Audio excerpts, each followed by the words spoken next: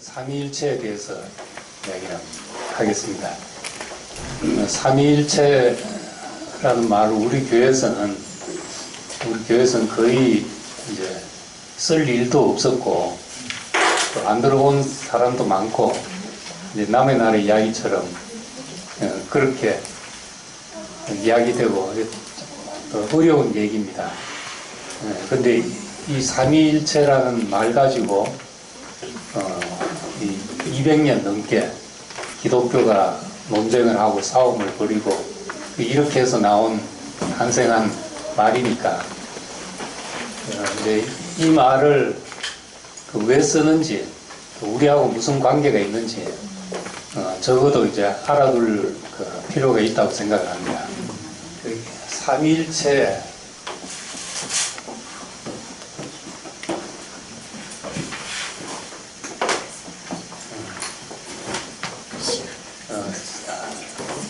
위라는 것은 이제 영어로 person, 삼위 person이라고 쓰는데 이제 우리말로 번역하면 person 하면 인격 이렇게 번역할 수가 있거든요.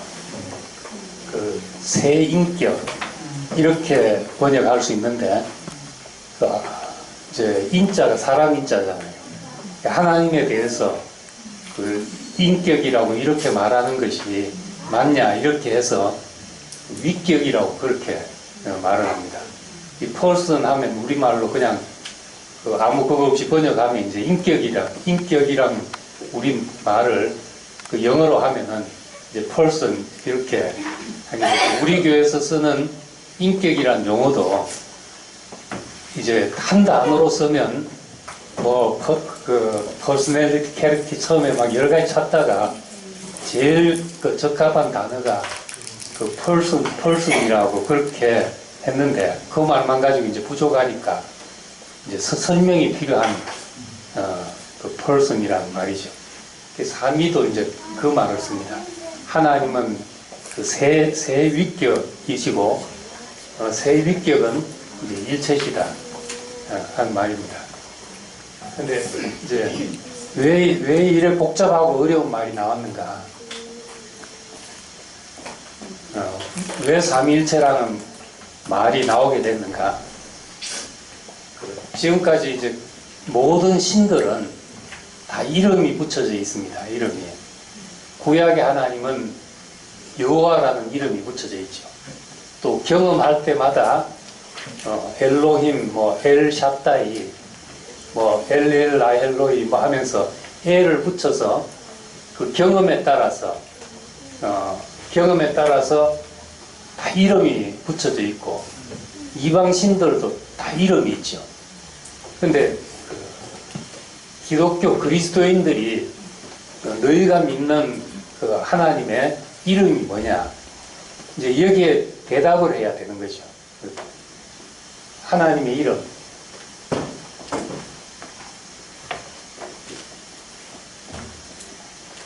우리가 믿는 하나님의 이름이 뭡니까?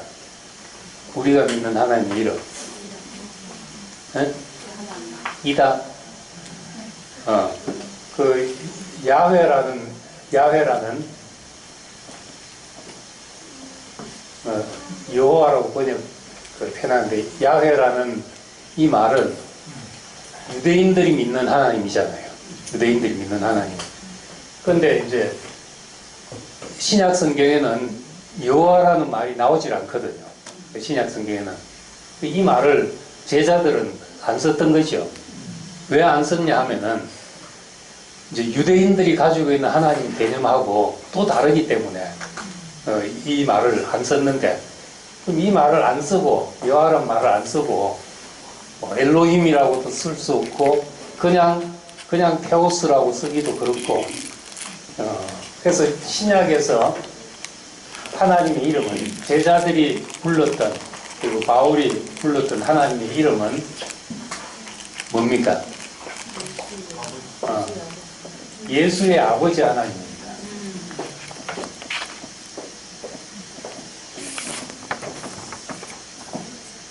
예수의 아버지 하나님. 이게 이제 우리가 믿는 하나님의 이름인 것이죠. 예수가 아버지라고 불렀던 분, 그것이 이제 우리가 믿는 하나님이거든요. 달리 말하면 예수가 규정한 하나님, 예수에 의해서 우리에게 보여지고 계시된 하나님, 이게 우리가 믿는 하나님에 대한 정확한 서술이죠. 그런데 그 교회에서 이제 이 하나님을 경험하다 보니까 예수는 누군가 하는 문제가 생긴 겁니다. 예수. 제자들은 이 사람을 이 하나님의 아들이라고 불렀고, 예수님 자신은 나와 아버지가 하나라고 하는 이 사람은 누군가 하는 이제 질문이 생기게 된 거죠. 이 사람은 하나님하고 어떤 관계인가? 그 다음에 이제 예수님이 죽고 나서 부활 승천하시고 떠나시고 나서 그다음 교회는 교회 안에서 예수가 살았을 때 이상으로 그들은 예수를 생생하게 경험을 하게 됐습니다. 예수는 없지만은 예수의 마음과 예수의 말씀과 모든 것을 생생하게 경험하게 됐는데, 그 모든 경험을 교회는 이제 성령의 역사라고 이제 그렇게 말하게 된 겁니다. 우리 안에서 놀라운 일이 생겼는데, 지금 이제 우리 교회 같으면은 우리 교회 안에서 2000년 전에 예수가 사셨던 것처럼, 또 예수와 제자들의 관계를 누리는 것처럼, 지금 우리가 우리 안에서 재현돼서 예수와 그의 제자들의 관계를 우리가 지금 경험하고 있단 말이죠. 그럼 어떻게 우리가 이렇게 경험하고 있냐? 이제 그걸 초대교회에서는 성령의 역사라고 이제 말하게 된 것입니다. 성령이 이렇게 하셨다, 이렇게 말했는데, 그러면 이 교회 안에서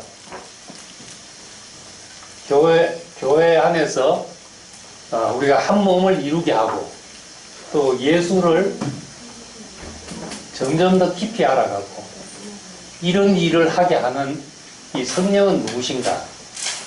그리고 이제 이 세 분의 관계는 어떻게 되는가? 이제 이런 문제에 대해서 대답을 하다 보니까 삼위일체라는 말이 나오게 된 것입니다. 이제 삼위일체라는 말이 나오기 전에 이제 정확하게 그 셋의 관계를 말하자면, 우리는 이렇게 말할 수 있는 거죠. 지금 우리가 예수 그리스도를 경험하는 것은 구약에서 하나님을 경험한 것과 조금도 다르지 않다. 여호와 하나님이 지금까지 말해왔던 것을 우리는 예수 안에서 경험하게 되는데, 예수를 통해서 안 하나님이 구약의 모든 것보다 더 우리에게 분명하고 더 생생하고, 그래서 하나님이라고 말해왔던 것과 우리가 예수를 경험한 것이 조금도 다르지 않다, 이제 이 얘기고, 그 다음에 이제 교회 시대에 대해서는 예수는 없지만은 성령을 통해서 우리가 경험하는 예수 그리스도와 교회, 이 경험이 예수가 살아있을 때 경험한 것과 조금도 다르지 않다는 거죠. 구약의 경험, 예수 시대의 제자들의 그 경험, 그리고 예수님과 제자들이 다 떠나간 다음에 교회가 성령 안에서 하는 경험이, 이 경험들이 전혀 다르지 않다. 이 고백을 정리한 것이 이제 삼위일체라는 말로 이제 고백을 하는 것이죠. 이 말을 설명하자면 힘든데, 거기까지는 동의가 되잖아요. 하나님 경험과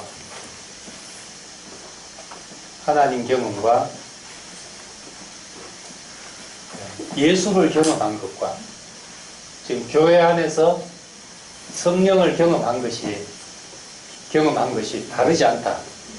그렇기 때문에 지금 우리가 이제 기독교적인 용어로 말하자면 성령 안에서 한 몸을 이루고 예수 그리스도를 알아가고 이렇게 해가는 것. 성령으로 아니하고는 예수를 주시라 할 수 없다 그랬으니까. 그래 예수를 주로 고백하고 그래 한 몸이 되어서 살아가는 이 경험이 예수 시대의 제자들의 경험보다 못하다든지 다르다든지 하면은 우리는 이제 늘 열등감을 가지고 살아야 되잖아요. 2000년 전 제자들을 부러워하면서 살아야 되는데 우린 2000년 전 제자들이 전혀 부럽지가 않다. 이러는 것은 지금 우리의 경험이 그 시대의 경험과 동일하기 때문이라는 겁니다. 그 다음에 이제 더 확대하자면 이제 대구에서 교회 생활하는 거하고 광양에서 교회 생활하는 거하고 다릅니까? 같습니까? 같아요. 예? 똑같다고 말하지. 예. 이 고백이 정리해 놓으면 그게 삼위일체 고백이라는 겁니다. 그게. 그러니까 우리가 지금 생생하게 우리 목사님을 옆에서 보고 말씀 듣고 같이 생활하고 누리고 하는 것과 떨어져 있지만은 그 목사님 말씀 안에서 그 역사하는 말씀 안에서 역사하는 그 어떤 삶을 경험하는 것이 조금도 다르지 않구나. 이렇게 된다면은 이제 그게 이제 삼위일체 신앙의 고백이 이제 시작이 되는 것이죠. 그 시작은 그렇게 해서 시작이 된 거라는 거예요. 예수를 경험한 것이 하나님 경험과 다르지 않다. 예수는 없지만은 지금 우리는 교회를 경험하는 것이 예수를 경험한 것과 다르지 않다. 그러니까 이걸 어떻게 말해야 되는가? 분명히 이제 다른데 하나님과 예수는 구별이 되고 또 교회가 다른데 근데 이제 내용상 하나란 말이죠. 그걸 한마디로 해서 세 위격으로 있지만은 그 세 위격은 이제 일체시다 하는 겁니다. 그럼 이제 삼위일체를 왜 삼위일체라는 말이 나왔냐 하는 걸 이야기했고 이제 삼위일체가 뭔가 설명을 하게 되면은 이건 설명하면 바로 이단이 됩니다. 그래서 이제 그 이단 만들기 너무 쉽다. 삼위일체에 대해서 쓰라고 해놓고 한 줄만 쓰면 이단이 된다. 한 줄만 쓰면은. 그럼 이제 거꾸로 이제 이단이 무엇인가부터 아는 것이 삼위일체 설명하기 훨씬 쉬운 거예요. 그럼 삼위일체를 뭐를 이단이라고 하는가? 뭘 이단으로 하는가? 이단은 이제 두 가지입니다. 하나는 하나님은 세 분이다 하는 것. 하나님은 세 분이다. 혹시 그렇게 생각하는 분 있습니까? 하나님은 세 분이다. 근데 이제 우리 머릿속에 하나님과 예수와 성령이 따로따로 머릿속에 그려진다. 따로따로 머릿속에 그려진다 하면 이제 하나님은 세 분으로 생각하는 겁니다. 생각만 해도 이단이 되십니다. 근데 이제 이것은 구약의 신명기에 보면 하나님은 여호와는 하나인 여호와 하나님은 한 분이시다는 그 유일신 사상에 위배되기 때문에 하나님은 세 분이라는 말을 누가 해도 이거는 이제 좀 이상하다고 생각을 하는 거죠. 그럼 이제 하나님이 세 분이 아니라면은 그 다음에 이제 그럼 뭡니까?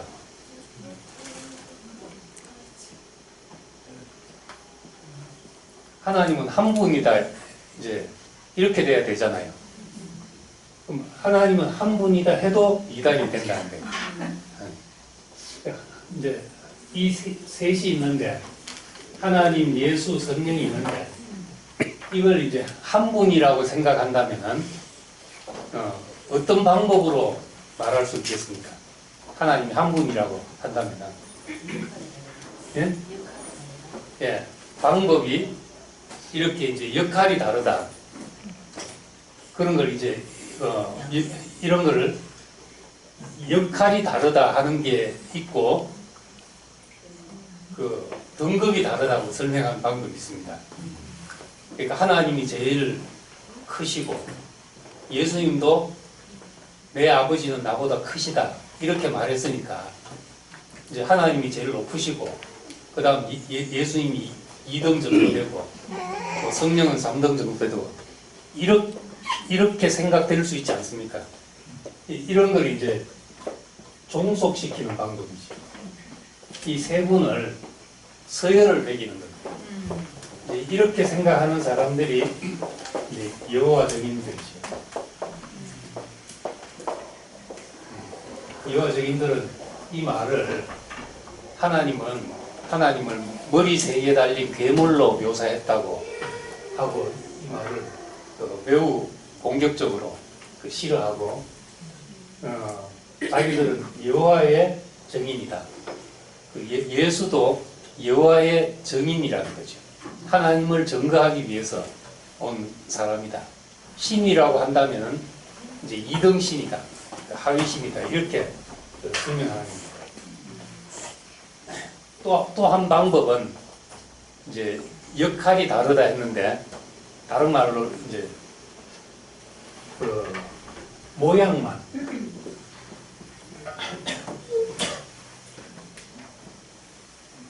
롬자를 갖다 붙입니다. 모양만 다르게 하나님이 오셨다.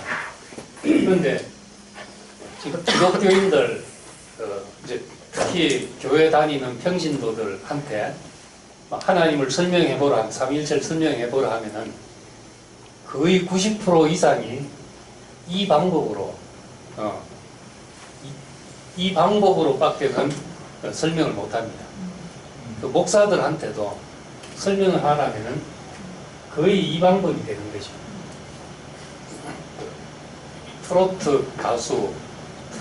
목사 트로트 가수 구자욱이라고 아십니까? 저보다도 유튜브를 안 보셔가지고 구자욱이라고 이제 그러니까 복음성가를 트로트로 부르면서 다니면서 전도하는 가수인데 그 노래 보면은 하나님이 사람의 모양으로 오셨다. 사람의 옷을 입고 오셨다. 뭐 이런 가사가 나옵니다. 이제 그게 바로 이제 양태론인 거죠. 존재가 따로 있는 것이 아니고 하나님이 사람의 모양으로 오셨다. 사람의 옷을 입고 오셨다. 이제 이렇게 말하는 것이 모양만 다르게 오셨다는 거죠. 이 설명 방법 중에 하나가 태양이 있으면은 태양 본체가 있으면은 그 다음 태양 본체에서 뭐가 나옵니까? 빛이 나오고 빛이 또 어떤 물체에 닿으면은 이제 열이 발생하고 이건 다 한 태양에서 나오는 것이잖아요. 그래서 태양 본체를 하나님이라고 한다면은 이 예수 그리스도를 빛이시라. 그래서 빛이라고 하고 성령은 구체적으로 우리를 변화시키는 열이다. 이런 것이 다 이제 양태론적인 설명 방법입니다. 근데 보통 기독교 성경 공부 교재 보면은 거의 이런 식으로 설명해 놨습니다. 뭐 물이 수증기도 됐다가 얼음도 됐다가 같은데 모양만 바뀌는 거죠. 근데 거의 이제 삼위일체 설명하면 이렇게 설명해 놓고 이렇게밖에 설명이 잘 안 되거든. 그러니까 거의 이것을 이제 벌써 3세기, 4세기에 2단으로 규정해 놨는데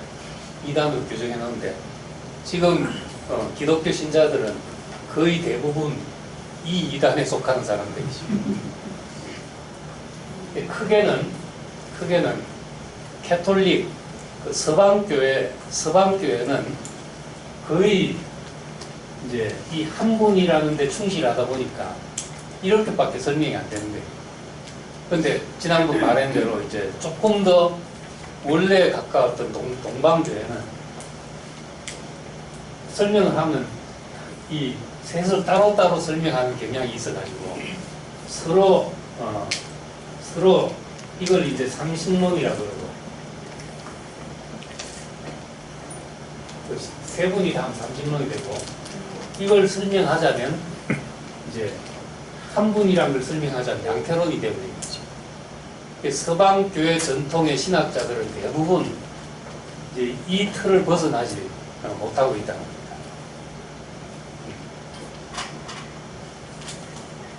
왜 이것을 이단으로 규정했는가 하면은 초대교회에서 그 영지주의자들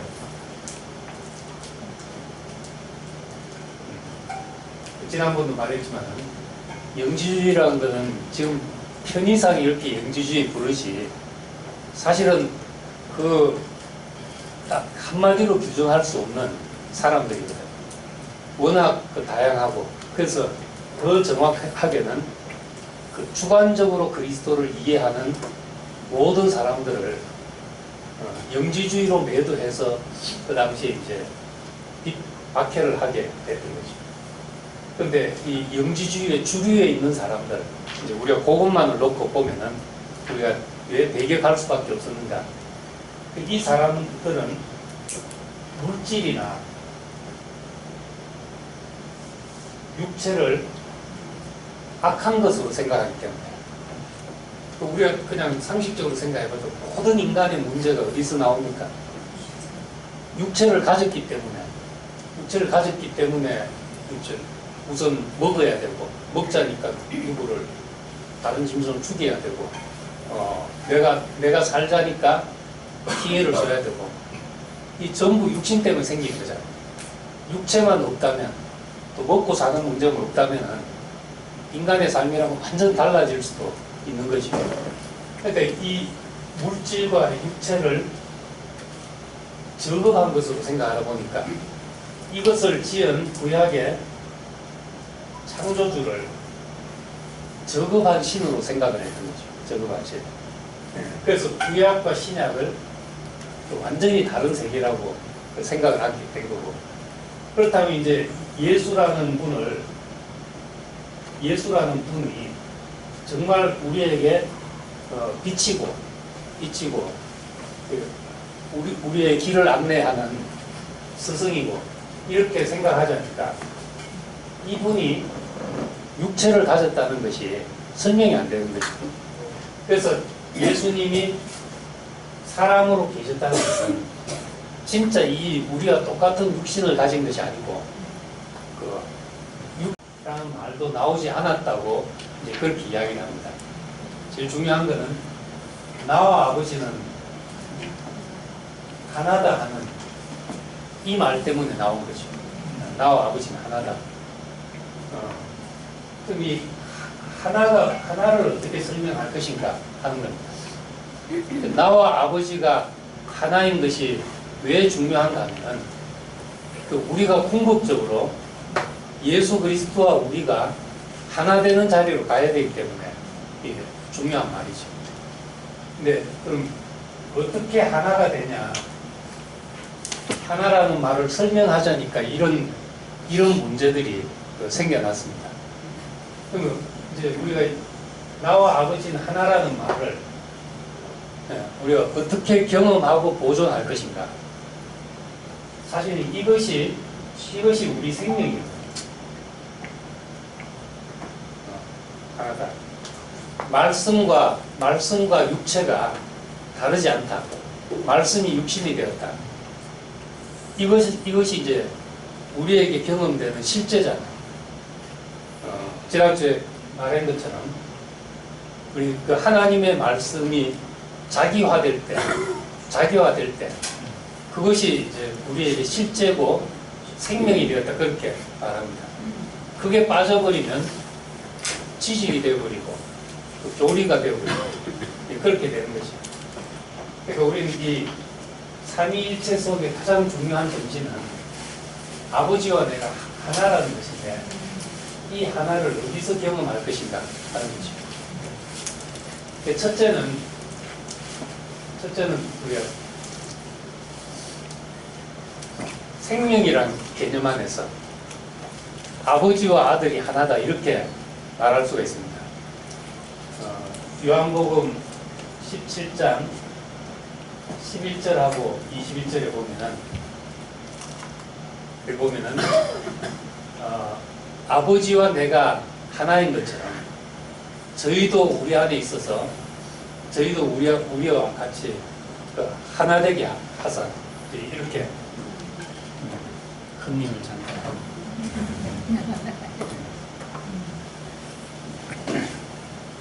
요한복음 17장 21절에 보면은 저희도 하나가 되어 우리 안에 있게 하사 그렇게 말했습니다. 저희도 하나가 되어서 우리 안에 아버지와 내가 하나인 것처럼 저희도 우리 안에 있어 하나가 되게 하옵소서. 그러니까 이 하나가 된다 하는 것은 단지 하나님과 예수 그리스도가 뭐 어떻게 하나가 됐는가 이걸 설명할 문제가 아니고 저희도 우리 안에 있어 우리와 같이 하나 되게 하시옵소서 했으니까 궁극적인 구원의 목표라고 할 수 있는 거죠. 이 하나라는 것이 예수 그리스도와 내가 조금도 다르지 않구나 하나구나 이런 알매 이르는 것이 우리의 구원의 궁극적인 목적이라고 할 수 있습니다. 이 궁극적인 목적이라고 하는 것은 예수님이 마지막 기도에서 이 소원을 말했기 때문에 아버지와 내가 하나 된 것처럼 저희도 우리 안에 있어서 우리와 같이 저희도 하나 되게 하시옵소서. 그 하나 될 수 있는 길은 아버지와 아들 그 생명의 관계 안에서만 하나 될 수가 있는 겁니다. 여기서는 그래서 요한복음 10장 30절에서는 나와 아버지는 하나니라 이랬는데 14장 26절인가에서는 내 아버지는 나보다 크시다 이런 거예요. 지식 안에서 들으면 헷갈리는 말이죠. 하나다 했다가 그냥 크시다 했으니까 그러니까 이 하나라는 말이 한계라는 말도 아니고 동등이란 말도 아닌 거죠. 한계란 말도 아니고 동등이란 말도 아니고 이거는 그 생명의 성질이 같다는 말이거든요. 생명의 성질. 그래서 우리 독생자라는 말을 설명할 때 목사님이 설명한 방법인데 영어로 독생자를 only begotten son이라고 그렇게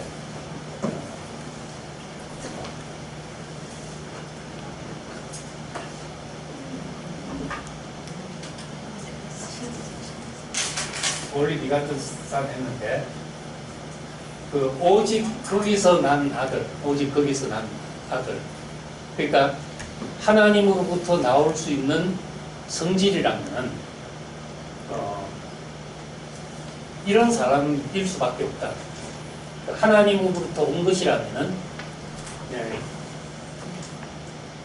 이런 사람, 이런 성질일 수밖에 없다는 점에서 독생자라고 말하는 것이 유일하다는 말이 한계라는 말이 아니라 한 사람이란 말이 아니라 성질이 하나라는 하나님으로부터 날 수 있는 성질은 이런 성질이다.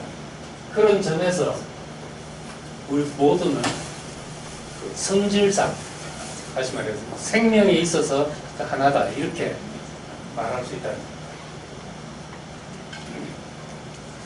그러니까 이건 이제 삼위일체 정신 아버지와 내가 하나 된 것 같이 하는 이것은 이제 이건 우리와 무관한 어떤 신학자들의 사변이나 만든 말이 아니라 이 정신은 우리에게 꼭 필요한 우리의 구원의 목표라는 거죠. 그리고 이제 두 번째는, 첫 번째 이 하나 되는 길은 생명 안에서, 두 번째는 사귐 안에서. 요한일서 1장에 보면은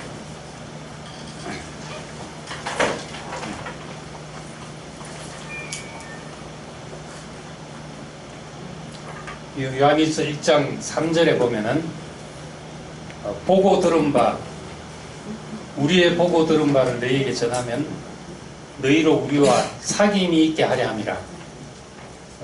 너희도 우리 1장 3절에 너희로 우리와 사귐이 있게 하려 함이라 하면서 우리의 사귐은 아버지와 그의 아들 예수 그리스도와 더불어 누림이라 이렇게 말했습니다. 그러니까 우리 이제 이 복음을 전하는 목적입니다. 우리가 세상에 복음을 전하는 목적이 뭔가? 전도해서 대우교회 교회를 만든다. 이제 이게 아니고 요한일서 1장 3절 말로 하면은 우리로 더불어 너희와 사귐이 있게 하기 위해서, 참으로 교통이 되게 하기 위해서 복음을 전한다는 거죠. 이 말씀을 전하는 것은. 근데 이 사귐은 하나님과 그의 아들 예수 그리스도와 더불어 누림이라 이렇습니다. 하나님과 예수 그리스도와의 그 관계 안으로 우리가 들어가서 이 관계를 누리는 거지. 교회의 사귐, 그 형제 자매들의 사귐, 우리가 누구에게 복음을 전해서 우리가 정말 한 몸이 되고 한 떡이 되는 자리로 부른다는 것은 구체적으로 하나님과 예수 그리스도의 그 교통 안으로 부르는 것이라. 하나님과 예수 그리스도. 이 교통이 대표적으로 요한복음 17장에 아버지여, 내가 아버지를 영화롭게 하였사오니, 아버지께서 이제 창세전에 가졌던 아버지의 영화로서 나를 영화롭게 하시옵소서, 이렇게 말했거든. 내가 아버지를 영화롭게 하고 아버지가 나를 영화롭게 하고. 그 말은 이제 자식이 내가 영광스럽게 돼서 아버지를 영광스럽게 했단 말이지. 내가 출세해서 무슨 어떤 국무총리가 돼가지고 아버지의 자랑거리가 되니까 아버지는 아들을 자랑스러워하고 또 자식은 아버지를 영화롭게 하고, 이런 관계가 됐다는 겁니다. 그래 다른 데서는 영광이 함께 누려지지가 않잖아요. 함께 그 사촌이 뭐가 돼도 배가 아프고 그런 것인데, 아버지와 아들 안에서만 참으로 영광이 나눠지는 것이. 그걸 이제 참된 사귐이라고 그렇게 말하는 겁니다. 우리의 사귐은 뭔가? 우리 교회 생활을 통해서 진정한 사귐은 되는지 안 되는지는 잘 모르겠지만은 그 형제가 영광스러워지는 것을 보고 내가 함께 영광을 누리는 거지. 아버지와 아들 예수 그리스도, 아버지와 아들 예수 그리스도와 더불어 누린다고 했으니까, 그분이 서로 내가 아버지를 영화롭게 하였사오니 아버지께서 당신의 영광으로 나를 영화롭게 하시옵소서 한 것처럼, 우리가 그런 관계가 되는 게 진정한 사귐이지. 그러니까 참으로 우리도 이 삼위일체의 사귐 안으로 들어간다면은 형제가 영광스러워진 걸 보고 내가 그 안에 포함이 되어서 함께 누려지는 것이, 그것이 이제 참된 사귐이다, 그렇게 말할 수가 있는 겁니다. 그래서 우리 왜 그런가 하면은 그 세상의 영광, 예를 들면 개인의 특성으로 말미암아 누려지는 영광은 그건 함께 누려지지가 않거든. 누가 저 사람이 똑똑하다, 누가 또 뭐 돈을 많이 벌었다, 어떤 개인의 특성으로 말미암아서 생겨나는 영광은 그건 아무리 교회 형제라 해도 다 같이 누려지는 것이 아니죠. 그런데 어떤 형제가 예수 그리스도와 합하여 그 사람 안에서 깊은 죽음이 드러났다.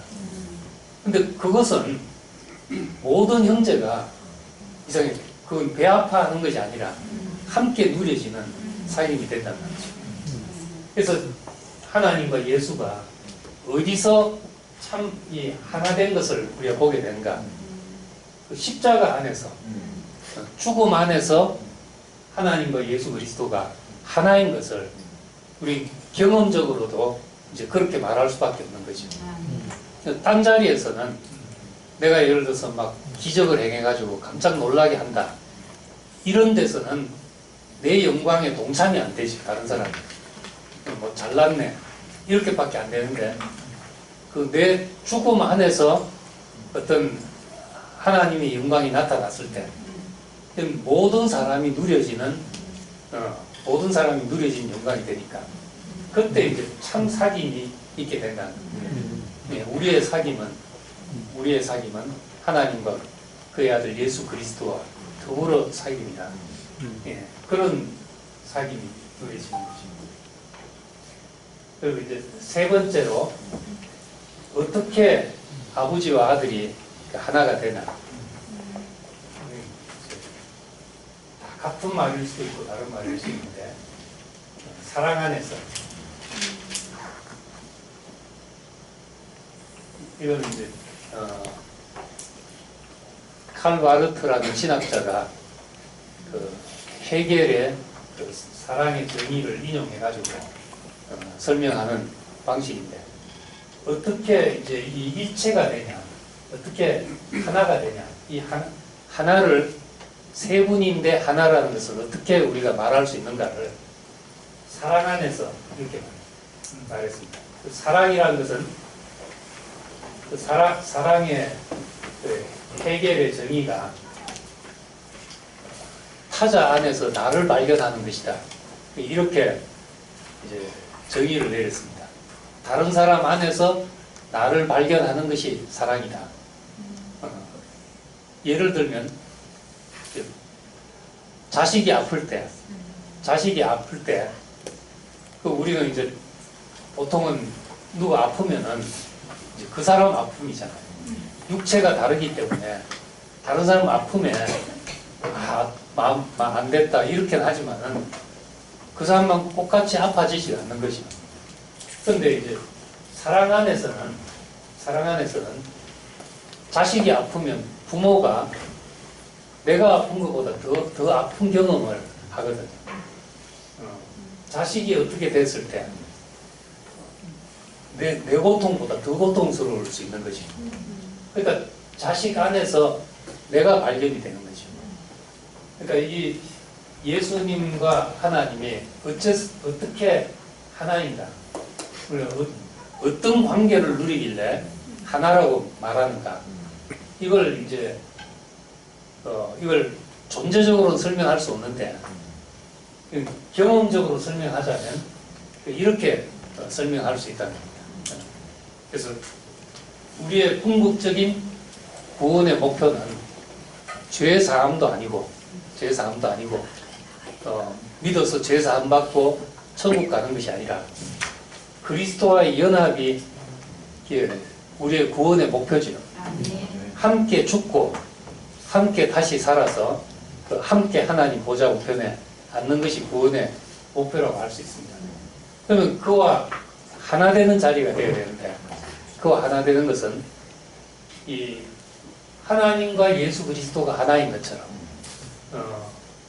예수와 성령이 하나인 것처럼 이제 그렇게 하나 되는 것이 이제 진정으로 우리가 하나 되는 것이다 하는 것이죠.